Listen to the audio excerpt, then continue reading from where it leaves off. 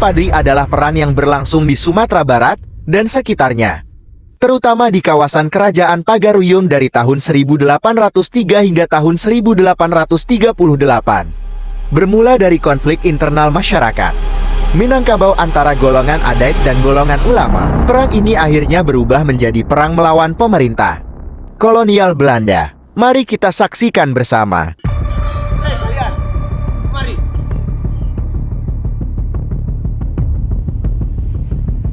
Saya pengkhianat. Sudah.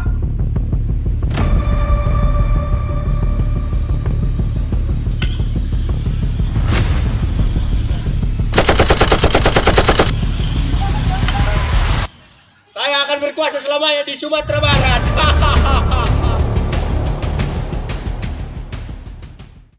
Jadi saya dengar Belanda akan datang ke sini ya. Iya Bu Sumi, tempat tinggal kita sudah tidak aman lagi. Bagaimana sih kita selanjutnya? Iya benar juga ya. Hei rakyat jelata, tunduklah pada saya. Kamu siapa? Saya adalah kepala prajurit di sini. Kami tidak ingin tunduk kepadamu. Apa kamu bilang? Siapa yang paling tinggi di sini? Dan Imam Bonjol. Siapa dia? Sudah, kalian pergi dari sini. Baik Tuan. Sementara itu, antara kaum ulama dan kaum adat selalu terjadi konflik dikarenakan tindakan oleh kaum adat yang menentang ajaran Islam seperti berjudi dan minuman keras.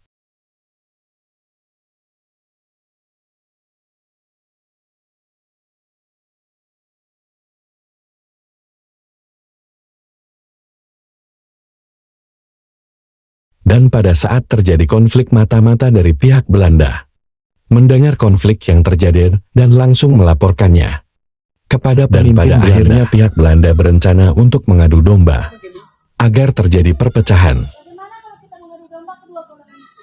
Itu dia yang bagus. Sudah, kita akan menyusun rencana. Hei kalian, kemari. Bukankah kalian kaum adat? Iya benar. Apakah kalian tidak pernah berpikir bahwa sebenarnya kaum ulama terlalu berlebihan? Dia melarang kalian ini, kalian itu. Padahal kaum kalian lebih banyak. Mungkin sebenarnya kalau kita menyusun rencana untuk mengalahkan mereka, sangat mudah. Apa kalian tidak berencana seperti itu? Benar juga ya. Ya sudah, kami akan pergi. Tak hanya kepada kaum adat, tetapi begitu juga kepada kaum ulama yang dipengaruhi oleh pihak Belanda.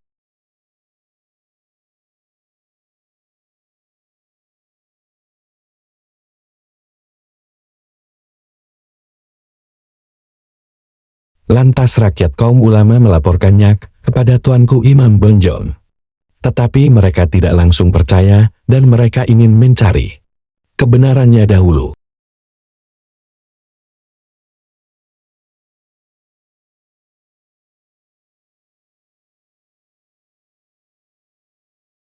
Pada suatu saat kaum adat dan kaum ulama bertemu. Dikarenakan sudah dihasut dan diadu domba oleh Belanda.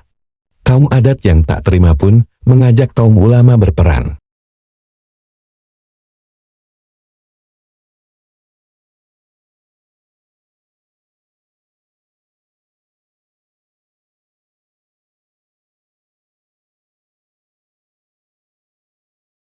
Namun pada saat perang kaum adat kalah.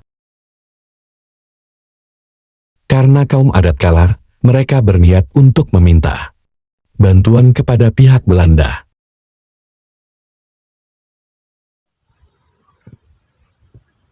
Pada saat kaum adat meminta bantuan kepada pihak Belanda, Belanda pun menggunakan kesempatan ini.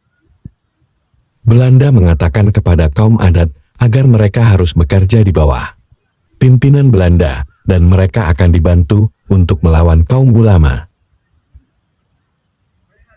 Kaum adat yang tak punya pilihan menerima perjanjian dengan pihak Belanda.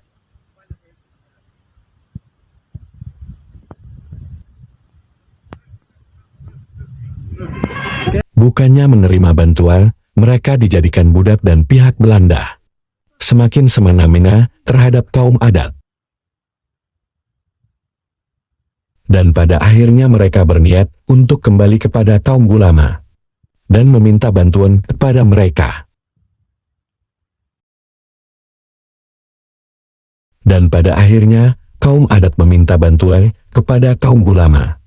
Dikarenakan sudah tidak tahan atas perlakuan Belanda yang kejam. Kaum ulama menerima mereka dan langsung menyiapkan pasukan untuk melawan pihak Belanda.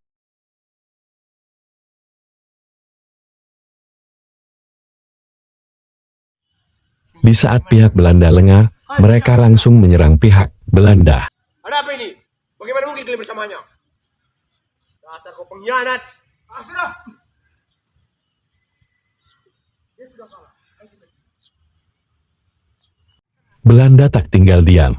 Mereka menyusun rencana untuk dapat berkuasa di daerah ini. Belum. Sepertinya kita harus menyusun siasat untuk melawan mereka. Mereka telah bersatu. Sudah. Ayo kita tutup pasukan kita. Ayo Tuan.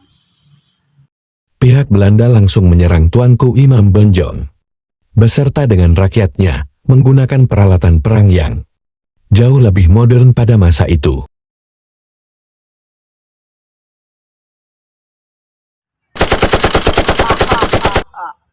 Akhirnya saya berkuasa. Dasar. Saya akan berkuasa selamanya di Sumatera Barat.